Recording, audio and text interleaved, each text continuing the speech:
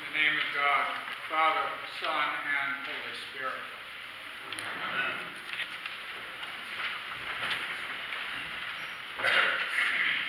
So this week, as I've been looking at these readings and trying to figure out what on earth they have to do with each other, I realized, fairly recently in the process, that with the exception of that extended military metaphor from Ephesians, which I'm going to just sort of step away from, both the passage from Joshua and the passage from John are about a critical point in everybody's favorite word, transition.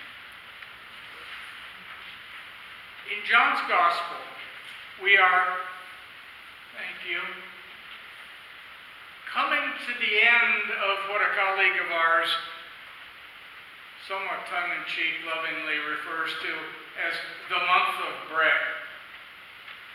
Started back in July when Jesus says, I am the bread of life, and there's the feeding of the 5,000, and there's the multiplication of bread, and then there's the developing squabble about whether this bread is good enough or whether this is better than the bread that we just hear the last trace of it today, that your ancestors ate and they died, the manna in the wilderness, or if this bread is something else. And today Jesus says, not so much bread as much as eat my flesh and drink my blood. And the pressure's been building on these poor disciples to get through to whatever it is that Jesus is talking about. And finally, this is enough to break it through. And they say, this is a difficult teaching. When we come in at the literal level, Jesus, you're talking about cannibalism. This is not cool.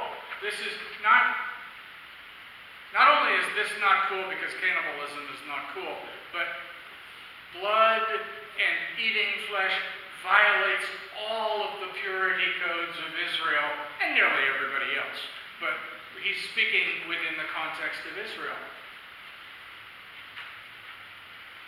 And I have this vision of Jesus sort of going, okay. And he says, does this offend you? Then what if you were, and now he's recalibrating them, what if you were to see the Son of Man ascending to where he was before? We're not talking about meat or flesh or even bread anymore. It is the Spirit that gives life. The flesh is useless. What he's saying is the words that I have spoken to you are spirit and life. These are metaphors. This is the Gospel of John. Almost nothing is to be taken exclusively literally. There's always three more layers going on in the Gospel of John. And what Jesus really cares about is getting them to understand that what he's talking about has to do with the spiritual, the ephemeral, the enduring matters, not the short-term matter of either Eucharistic bread and wine, because most scholars don't see that Jesus is talking about that. And certainly not talking about cannibalism. He's talking rather about the sacrifice of himself that he is going to accomplish in Jerusalem, and the purpose for that, which is the completion in the ascension of his descent at the beginning of the Gospel of John, when in the beginning was the Word, and the Word was with God, and the Word was God, referring to creation. But then the Word became flesh and dwelt among us. That's what John is talking about. That Word being made flesh and dwelling among us is what is at stake. And they've come to that point, and Jesus helps them to understand that. And then there's this little sidebar about Jesus knew who was going to betray him and who was not all were going to go But he asks, do you also wish to go away?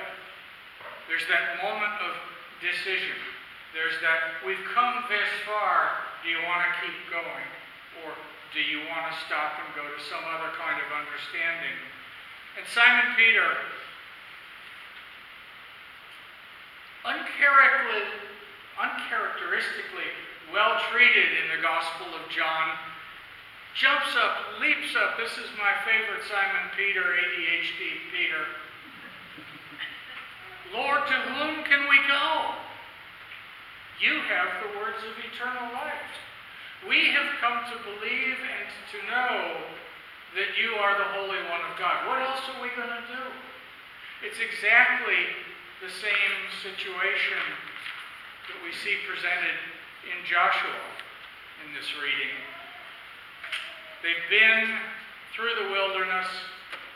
They've been through what we talked about yesterday at the vestry retreat, that long period of transition, that liminal phase, that time in the wilderness of transformation, when things change and they're not what they used to be any longer, and they're not yet what they're about to be. Well, they've come into the promised land, and Joshua is gathering them around because it's time to make some decisions, to get some clarity. And Joshua says, now therefore, revere the Lord and serve him in sincerity and faithfulness.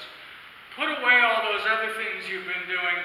Put away the gods that your ancestors served beyond the river and in Egypt, and serve the Lord. But if at this point of decision you are unwilling to serve the Lord, choose this day whom you will serve.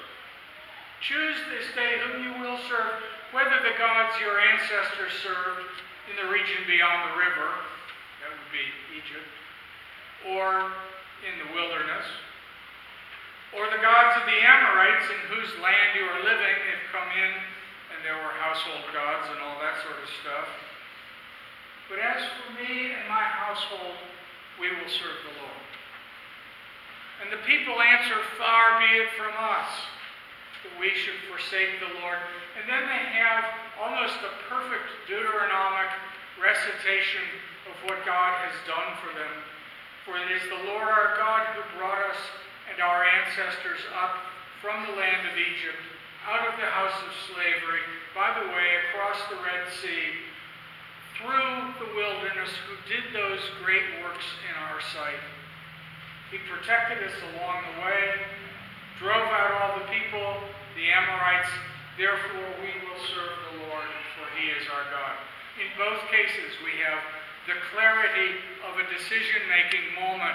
One 40-some-odd years into the project, one just a few weeks into the project of bread, but a classic and crucial point in the ongoing processes of transition to say, who are we? Who are we called to be? Who are we going to serve? What are we going to do to express that? How do we live this out? In the midst of this transition of understanding, in the midst of this transition physically of wandering around in the wilderness and coming into the land, in the midst of this transition that we, the people of St. James Parish, are undergoing, who are we going to serve? That moment of, doesn't seem like absolute clarity, but it's incremental clarity. It's the decision that these are the things that we value. This is the God that we serve. This is why we keep coming, even when it seems unclear and uncertain. This is what we do, because as Peter says, where else are we going to go? You have the Word that is eternal life. You are the Word made flesh, dwelling among us, Jesus. What else are we going to do? It's an important question. We have choices, but they don't feed us. They don't keep us faithful to the path that we've been on. They don't give us the future that we're just at the very wee beginnings of beginning to develop as we consider where we're going as a people of faith, who we're called to be, what our context is, and above all, who God is calling us to be. So these early for us, but important markers of transition and clarity and decision, and they didn't stop. We're only in the 6th chapter of John. There's 14 more to go. It's not over. Joshua isn't done. There's all the life in the promised land ahead. We're not getting ready to welcome a new rector, but we are moving on the journey. We are moving faithfully. We are responding to God's call to do and to be the things we're called to be. For that, I say, thanks be to God. Amen.